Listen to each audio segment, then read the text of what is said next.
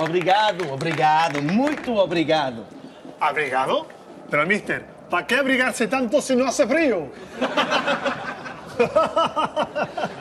Que táctica tan genial he planteado. E he superado ao Barça. O que não conseguiu Pellegrini em um ano, eu lo he conseguido em solo 2 partidos. Sou o melhor entrenador do mundo. Pero, mister, ¿no has oído los silbidos del Bernabéu? Quem? Que si no has oído los silbidos del público. Quem? Nada, está gordo como una tapia. Venga, vamos a celebrarlo. Quem é aqui o alma da festa?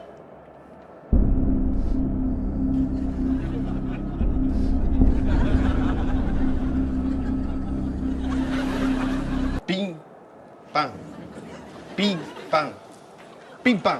Quillo, que no, que Guti solo hay uno. Esto solo lo arreglaría un Ultrasur. ¡Campeones, campeones! ¡Oe, oe, oe! ¡Hombre, Tomás Guá! El periodista que dice que no es merengue. ¿Pero qué pasa aquí, coño? ¿Qué es este velatorio? ¡Que somos campeones, chatos! No, es verdad. ¡Somos campeones! ¡Venga! ¡Campeones, campeones! ¡Oe, oe, oe! ¿Campeones de qué? ¿Del Mundial? ¡No, no! Tenemos al Barça humillado allá abajo, a una diferencia de puntos insalvable. Venga, vamos unas declas. ¿A quién le dedicas esta liga?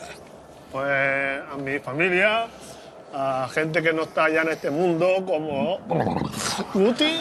Bueno, mira, vamos a dejarlo. Vamos a hablar del partido y luego hablamos ya de los agradecimientos. No, a mis amigos y especialmente a ti. ¿Sí? ¡Por Dios! Porque yo, pues a mí no me ha gustado. Coño, a mí tampoco, qué asco, por Dios. Y eso que Iker Casillas dijo que los periodistas besabais súper bien. ¿Lo volvemos a probar o qué? Venga. Sí, un momento. A ver si va a resultar que somos metrosexuales. Metrosexual, dice. Ah. Pero si yo no voy nunca en metro. Pero bueno, lo hacemos donde tú quieras.